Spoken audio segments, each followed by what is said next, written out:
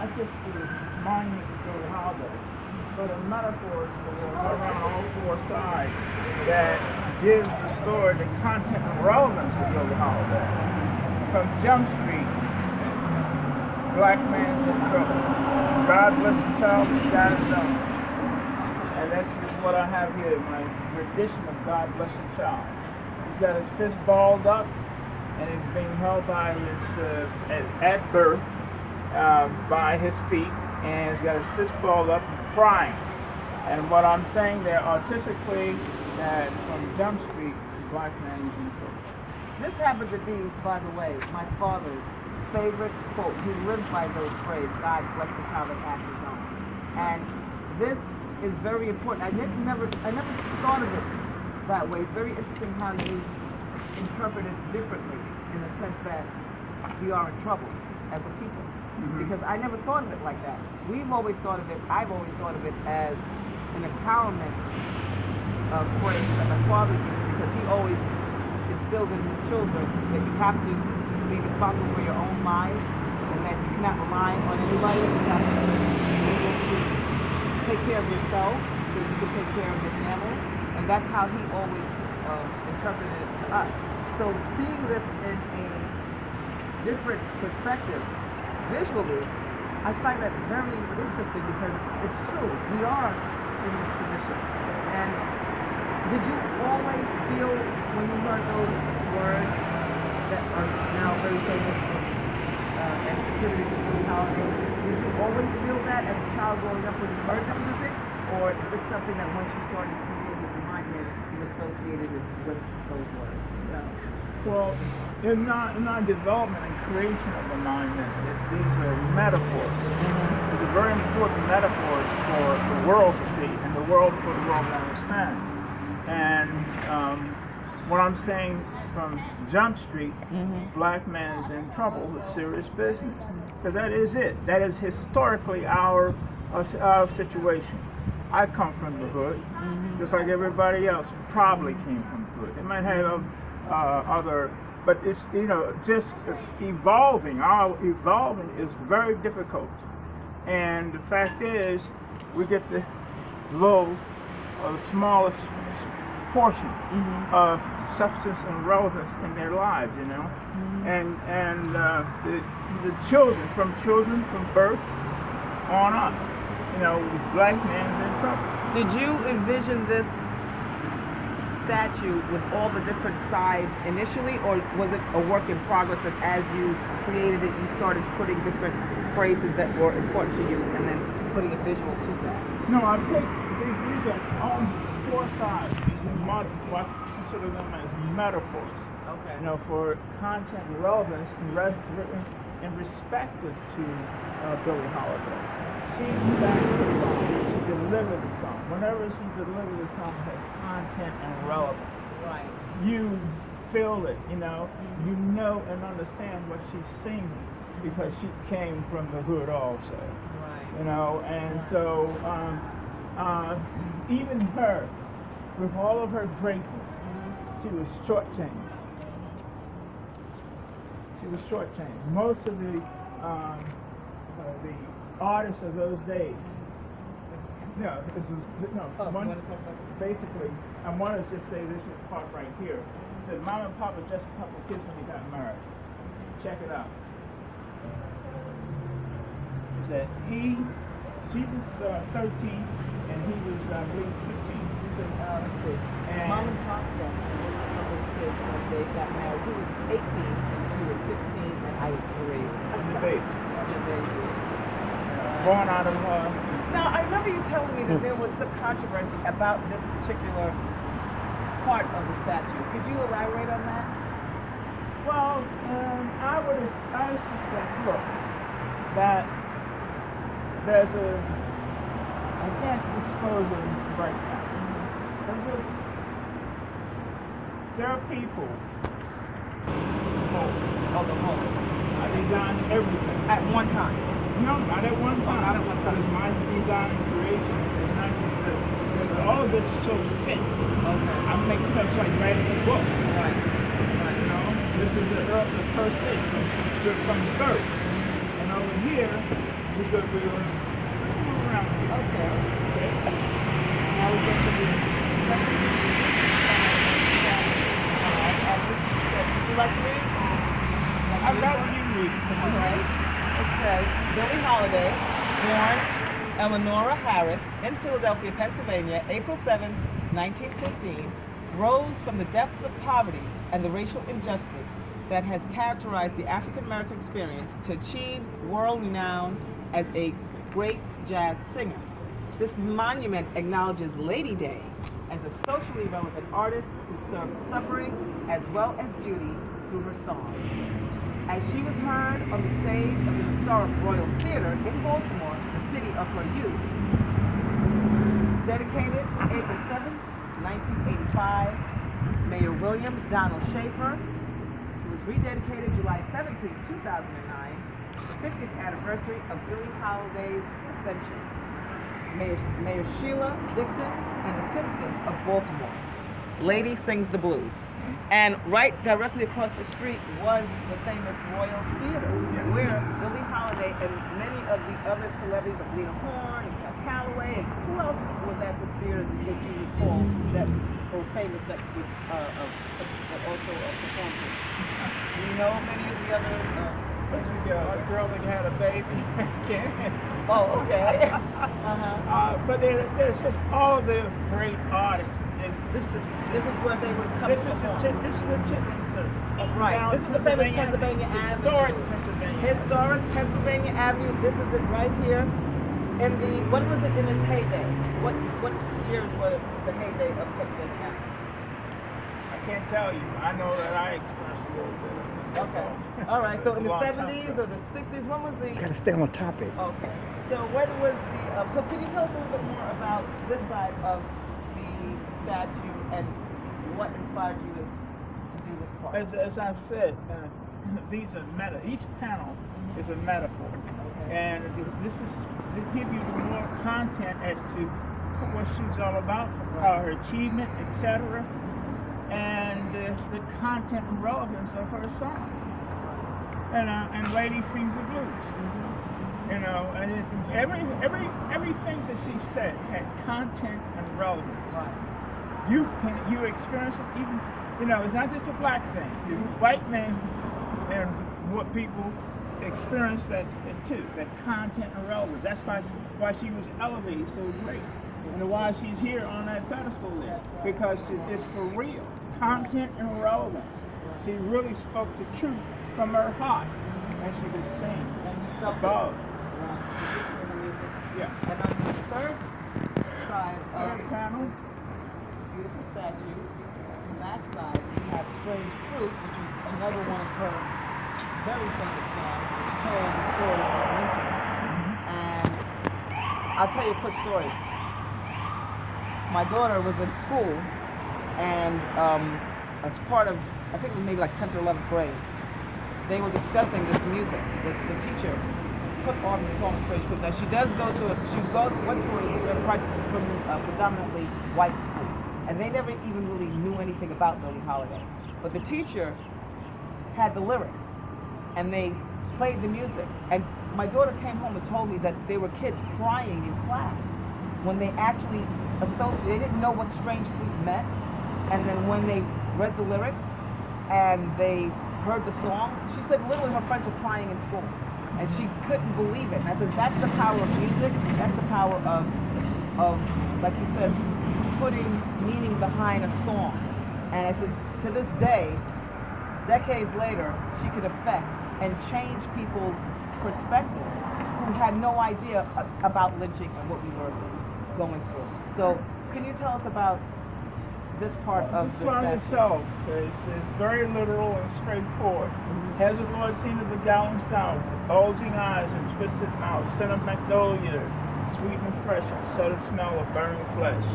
Southern trees bear strange fruit, blood on the leaves, bite at the roots, black bodies swinging from the poplar trees, strange fruit hanging from the poplar tree. And so, and what we have here of crows that carnivorous, you know. Yeah. They're coming to feast. Wow. And the crow here, right, ready waiting. to pounce. Waiting. Now there's a gang in behind on the side, Right. but it's the sun. The part of it of the song is for the wind to gather and for the sun to drop or something like that. You know that's what that is back there. And because this is the tree that he was lynched from. That's a specific tree that he's lynched from. And this is, as the Lord said, the Gowan South primarily, bulging eyes and twisted mouth. And that's what I've given you is the complete metaphor there. And I've just noticed something.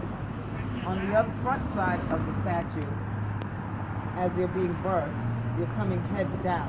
And then look at this transition in life through death, and now he's facing up, being hung. Wow. That is very interesting. like- It just hit me, like, I just realized that. I was like, wow. It's almost like a full circle, but very bad. It's a either way. tragedy, but it's a great tragedy to our culture, to our people, and like I said from beginning, black man's in trouble from beginning to end. Kind of almost reminds me of the umbilical cord that you have on the baby going down, and then now it's flipped up. It's Exactly. It's the same. Reverse. Yes, it's a Yes. reverse. And up here, It's the crow. the crow eating a gardenia, which represents the spirit of Billie Holiday and the spirit that's of right. our people. Right. Because her famous flower was the gardenia. Yes. That she wore in her hair. There's a bouquet That's of gardenias there, Oh. and the crow is eating and feasting on it. Wow. That's what connection with the crow. Yes. You know, down there. So it's Wow. overlooking that panel. And this is a magnolia tree representing the magnolia tree. Yeah. Okay, from the sun. What I suggest that you pan up. I should have said that before. Pan up and pan down. And get the total experience back there. You may need to step back and get a distant shot. You know, but this is all for now. What we're moving to now from the strange fruit is the solution. Okay. Solutions are definitely what we need. This is another one of Billie Holiday's songs. It's not exactly Hush Now, Don't Explain, but it is that. Don't Explain is the real name. Is the name of it. the song. Yeah, All but right. just the lyrics go like this. Hush now, you know that.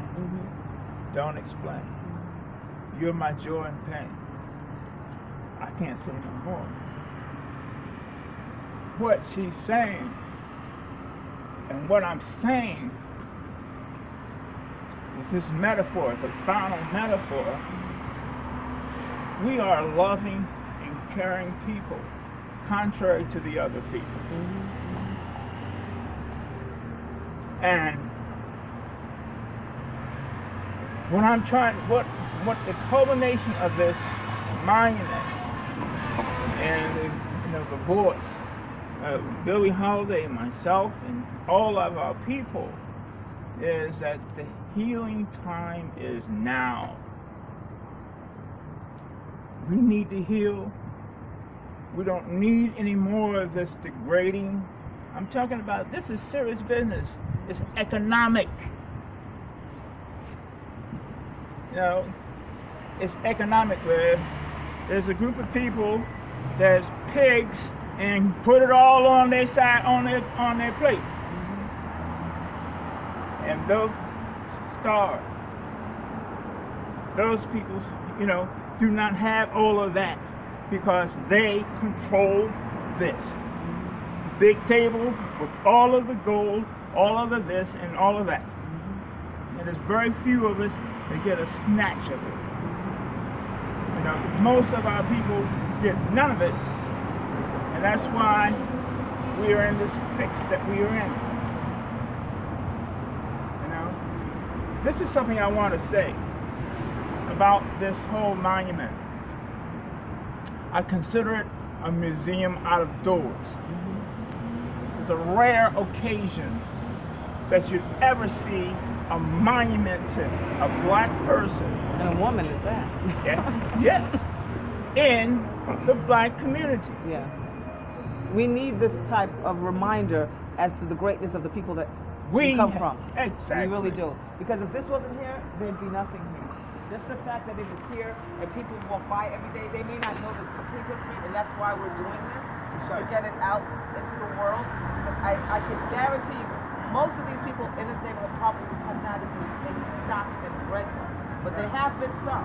And I know that if they look at it and they know the history of the holiday, that it has changed lives, just being here.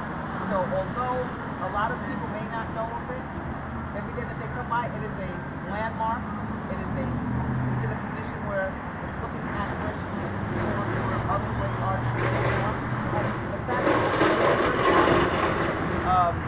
on a side note, is being restored back to its original grandeur, it's in a perfect position now to welcome the new people and this new energy that's behind restoring Pennsylvania Avenue.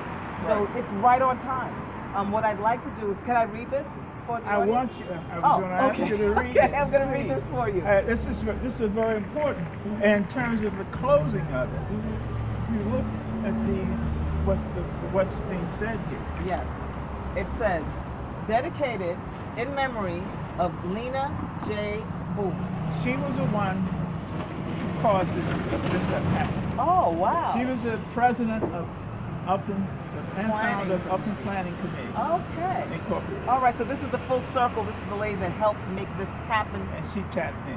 And she got you to do this, and it's beautiful. It's wonderful. We'll get a little bit later. I'd like to speak to you about your career and further on. But let me just read this for the audience so that they can understand that the woman that helped put this monument here for all of us to enjoy, her name is Lena J. Boone. She's the founder of the Upton Planning Committee, Inc. The rededication of this monument is made possible through the efforts of the Baltimore City Commission for Historical and Architectural Preservation, the Department of Planning, the Department of Recreation and Parks, and the Pennsylvania Avenue Redevelopment Collaborative. This granite pedestal, erected in honor of Billie Holiday, the centennial celebration of the NAACP, National Association for the Advancement of Colored People, founded February 12, 1909. The historic election and inauguration of Barack H. Obama as the 44th President of the United States of America, January 20th, 2009, is sponsored by James Earl Reid, sculptor. No? And LeGrand Vision. That's my trade name. LeGrand Vision. And the sculptor of this incredible statue is James Earl Reid. He's been here with us telling us the history of this statue. Is there any other things that you would like us to know about the statue, or that you would like people to know that they don't know already about what we're talking about? This monument, it's a monument. It's not a statue. It is a monument. All right, this is a full monument. Right. And that's why all of the content is in it, and the relevancy of it. Okay. So, that's good to know. The statue itself would be just from there up. Right. Gotcha. You know, that's good to know. So, and this is a bronze, as you said. It's a bronze. This was erected. I mean, not erected, but unveiled. Okay. July. I'm not certain. July 17. 2009. Okay. That's when this was all completed and there. Okay. And so the dedication of it was there. So it was ceremonially, presented to the public. But the original monument was put up when? The original one, and that's something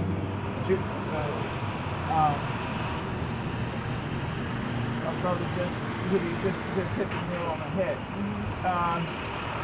Originally, the statue was put up alone, without all these metaphors and content and so forth. That these sculptures had been you have been created for the pedestal. This is my design of the pedestal at that particular time. They cut it down. 1985. Oh, really? So that those panels could not get on it. Oh, So it was sitting pretty much down on the all ground. low to the ground. So this Yeah. story wasn't there. Yeah, it takes the monument out of it.